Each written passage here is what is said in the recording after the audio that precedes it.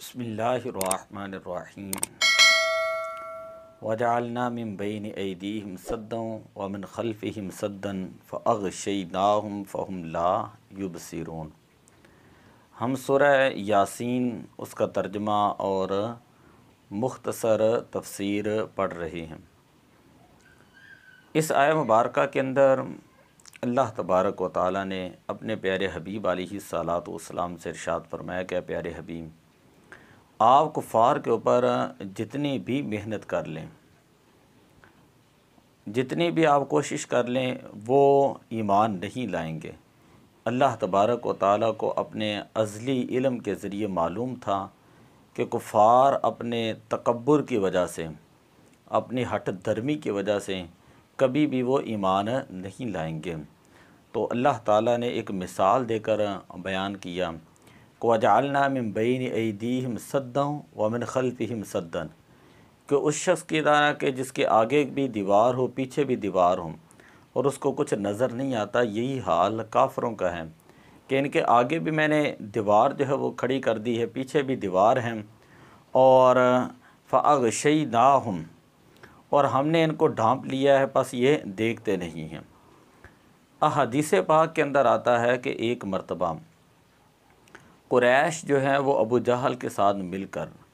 हुज़ूर अलैहिस्सलातु वस्सलाम के दरवाज़े पर आए और आकर कहने लगे कि आप हमारे बुतों को बुरा भला कहते हैं,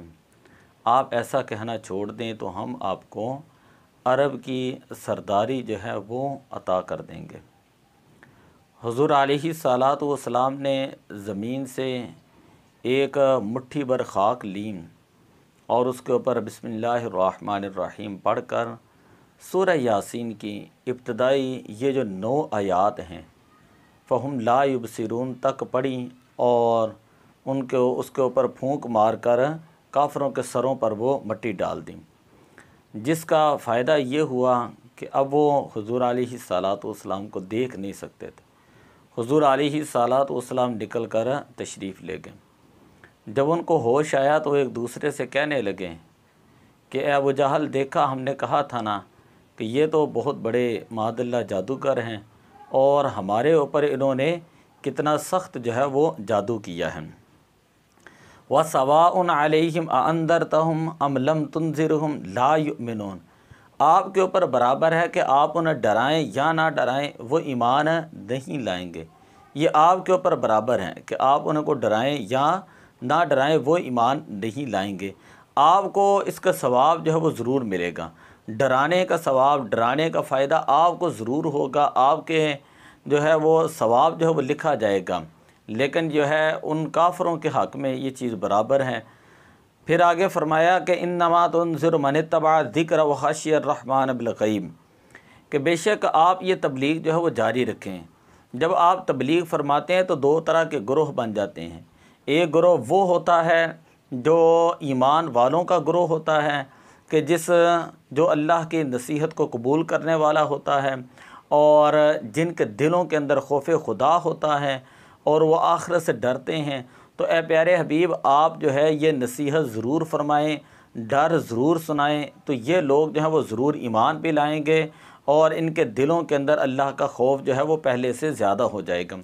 दूसरे जो लोग हैं काफ़र, जिनका जिक्र पहले हुआ, वो काफ़र हैं, वो आपके पर ईमान नहीं लाए, तो ये उनकी बदबख्ती है। लेकिन ए प्यारे हबीब सल्लल्लाहु अलैहि वसल्लम, आप तबलीग जारी रखें। इसका फ़ायदा ये होगा कि जो लोग तो नेक दिल हैं, नसीहत को कबूल करने वाले हैं और अल्लाह ताला से डरने वाले हैं, वो ज़रूर जो है वो इस नसीहत को कबूल करेंगे। फ़बश्शिरहु बिमग़फ़िरतिन व अजरिन करीम। अब वो लोग जो ईमान ले आए, जिनके दिलों में खौफ खुदा भी है, जिन्होंने नसीहत कबूल भी की है, तो ए प्यारे हबीब, आप उनको बशारत दे दें बिमग़फ़िरतिन व अजरिन करीम, एक कि उनके लिए मग़फ़िरत है और उनके लिए एक बावकार सवाब है, उनके लिए एक अच्छा सवाब जो है वो अल्लाह ताला ने मुकर्रर कर दिया है। आगे अल्लाह ताला ने इरशाद फरमाया, इन्ना नहनु नुह्यिल मौता, बेशक हम जो है वो मुर्दों को ज़िंदा करेंगे। ये काफ़रों का बहुत बड़ा एतराज़ था और काफ़िर लोग जो है वो ये कहते थे कि मरने के बाद जो है वो दोबारा ज़िंदा नहीं किया जाएगा। तो यहाँ इस आया मुबारक के अंदर अल्लाह ताला ने फरमाया बेशक हम मुर्दों को ज़िंदा करेंगे, कि जिस तरह अल्लाह ताला मुर्दा ज़मीन को बारिश नाज़िल करके ज़िंदा फरमाता है, इसी तरह जिस तरह अल्लाह तबारक व ताला खुश्क लकड़ियों को दोबारा सरसब्ज़ व शादाब करता है, तो इसी तरह अल्लाह तबारक व ताला क़यामत वाले दिन मुर्दों को ज़िंदा फरमाएगा। व नक्तुबु मा क़द्दमू व आसारहुम, और हम इनके लिए लिखते हैं जो कुछ उन्होंने आगे भेजा और जो कुछ उन्होंने पीछे छोड़ा। व कुल्ल शैइन अहसैनाहु फ़ी इमाम मुबीन, और हमने हर चीज़ को हिसाब लगा लिया है एक खुली जो है वो किताब के अंदर, कि उनके जितने भी आमाल हैं उनको हमने लोहे महफूज के अंदर जो है वो महफूज कर दिया है। अब आप ज़रा तवज्जो फरमाएँ कि नबी अकरम सल्लल्लाहु अलैहि वसल्लम को अल्लाह तबारक व ताला ने इरशाद फरमाया कि ये जो आमाल करते हैं इनको लिख दिया जाता है।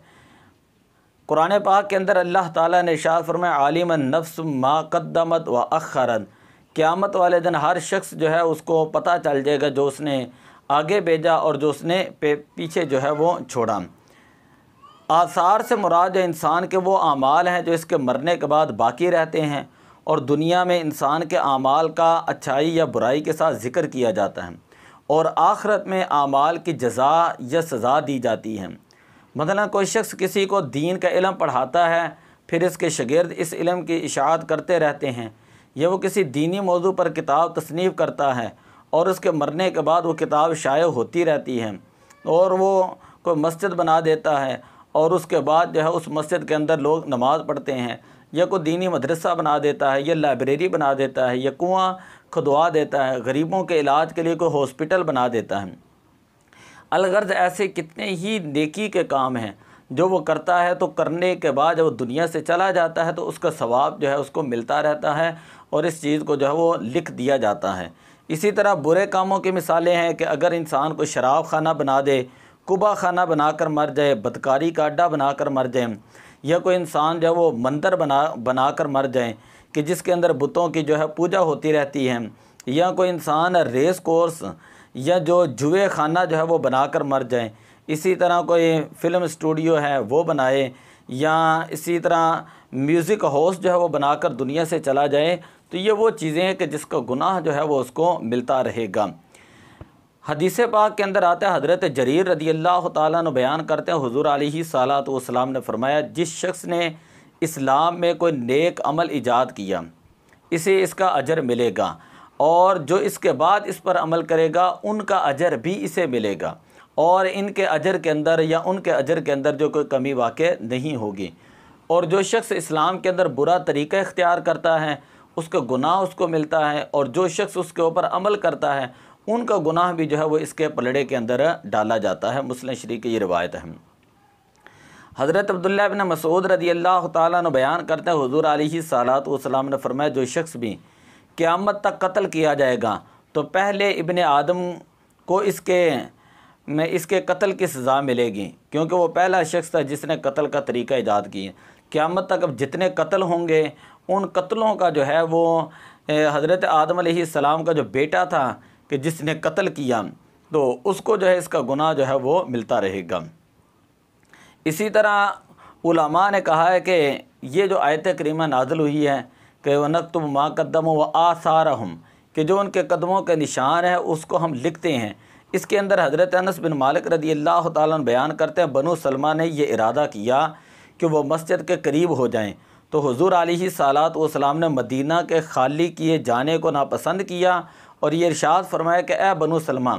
तुम अपने कदमों के निशानात में सवाब की नीयत क्यों नहीं करते हैं, सो अपने घरों में बरकरार रहें। शरह सुन्ना के अंदर सही बुखारी शरीफ के अंदर ये हदीस पाक मौजूद है। हुज़ूर अलैहिस्सलातु वस्सलाम ने इरशाद फरमाया, जो शख्स जो दूर से नमाज़ पढ़ने के लिए आता है तो जितने कदम चल कर जो है वह अल्लाह के घर में पहुँचता है उतने कदम ही अल्लाह ताला उसको सवाब अता फ़रमाता है। तो दुआ है कि अल्लाह तबारक व ताला हमें जो है वो इन आयात पाक जो है उनको समझने की, कुरान पाक को समझने, अमल करने, दूसरे तक पहुँचाने की तौफ़ीक अता फ़रमाए। आज आयत नंबर 9 से लेकर 12 तक जो है उसका तर्जुमा और तफसीर हमने पढ़ी। अस्सलातु वस्सलामु अलैका या रसूल अल्लाह। व अला आलिका व अस्हाबिका या हबीब अल्लाह।